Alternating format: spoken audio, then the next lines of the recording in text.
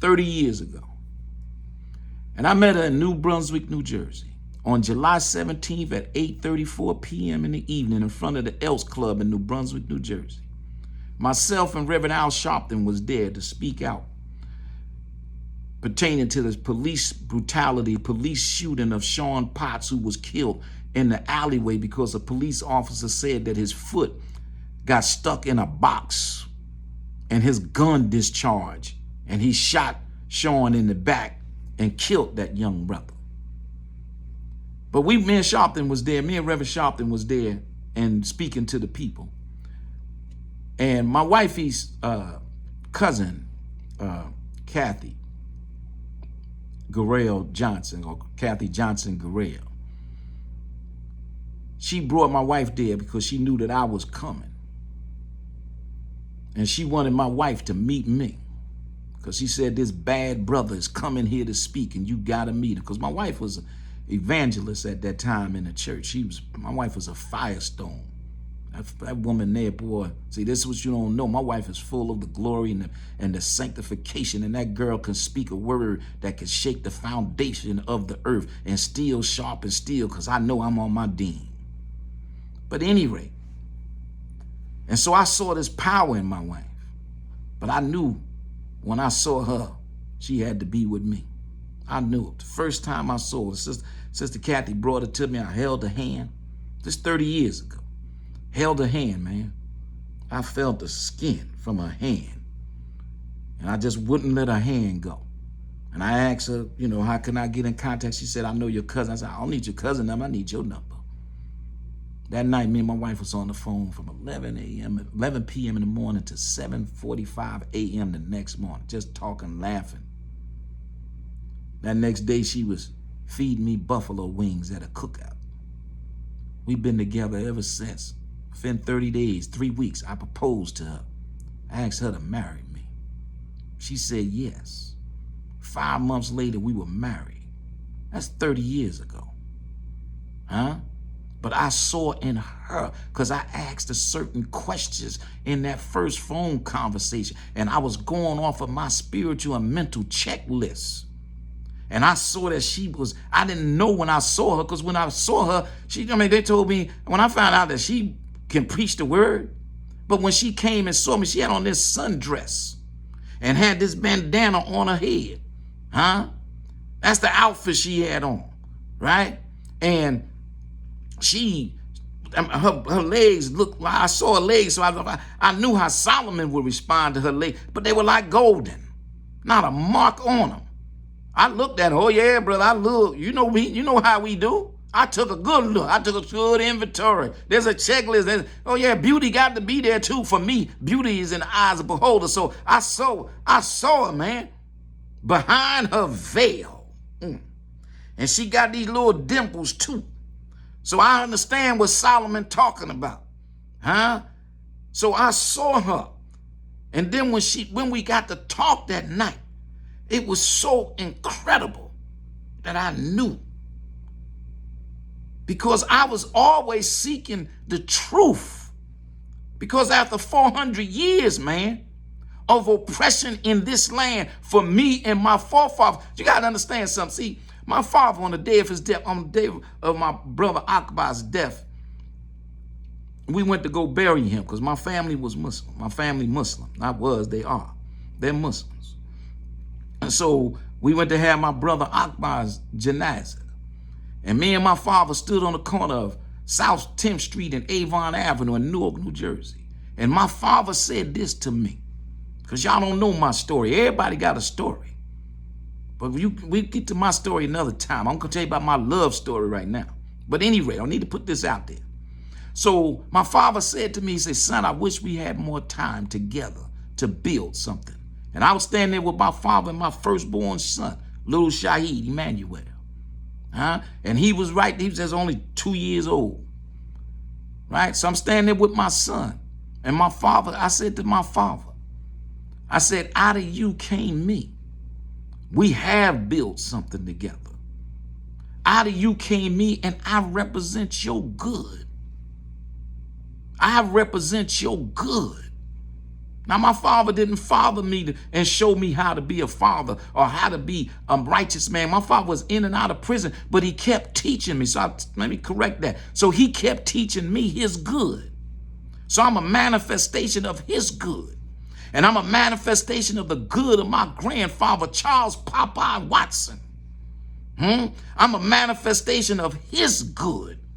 And I'm a manifestation of his father's good, and a manifestation of his father's good, and a manifestation of his father's good, and a manifestation of his father's good. So I don't live my life for me. I live my life to please my maker in the good of the generations that preceded me, and to carry and to live on that dean and that principle. And that what also makes me the kind of man that I am today, and why I love my wifey so much. Because we stand on the shoulders of the good that came before us. And we're seeking the master of the universe. So after 400 years of oppression here in America, the experience of black love was crushed when they took us, the value of it, when they took us from our motherland and separated our families, and castrated our men and murdered millions in the Middle Passages. This is generation of psychological damage. Took our name from us, took our God from us, took our speech from us, took our culture from us, took our family values and morality away from us. And that's why today you see no morality here. Where's the morals and the values based on the principles of the master of the universe? So I'm cut from a different cloth, and I stand and always and will continue to stand for truth, justice, and equality. And in that, I will have freedom of everlasting life by returning to the ways, the thoughts of my forefathers that lived them according to the divine instructions. So I'm in this world. I'm not of this world. I'm from a whole nother kind of being. So when you talk about being born again, you got to be born again by the renew, or born again by renewing your mind, as David talks about in Psalms. And what Master Universe say, your ways and your thoughts are not mine. So you got to come into his ways and his thoughts and renew your mind. And so you remove the inclinations of evil inclinations in your flesh, man, and you replace each and every one of them with a commandment or a precept from the master of the universe. So the man got to uphold the entire book in all of his being and in all of his essence. And that virtuous woman is another kind of woman. It's not just an ordinary woman you see today, but let me move on here. So black love, black love, must be reestablished. I'm not saying this be offensive to anybody. I'm just talking about particular to my household.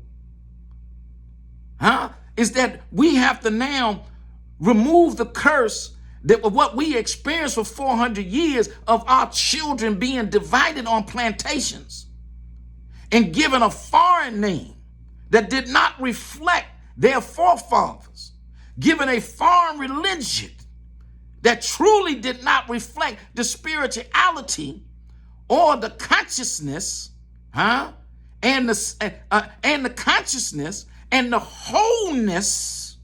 That's where that word holiness comes from. It was saying, and the wholeness, of the master of the universe. So therefore, we have to remarry unto the Lamb of the master of the universe. Because the lamb, the lamb represents meekness. The lamb represents submission. The lamb represents obedience. Huh? When you see a sheep, you see a lamb, it is a humble animal. So we have to manifest, being that we are the superior being, we have to manifest another degree, a higher intellect, and represent insight of the Lamb in all of our ways and all of our doings to the Master of the universe. That's why your prayer life, see, my wife, he is a prayer warrior. Oh, she will bust something up.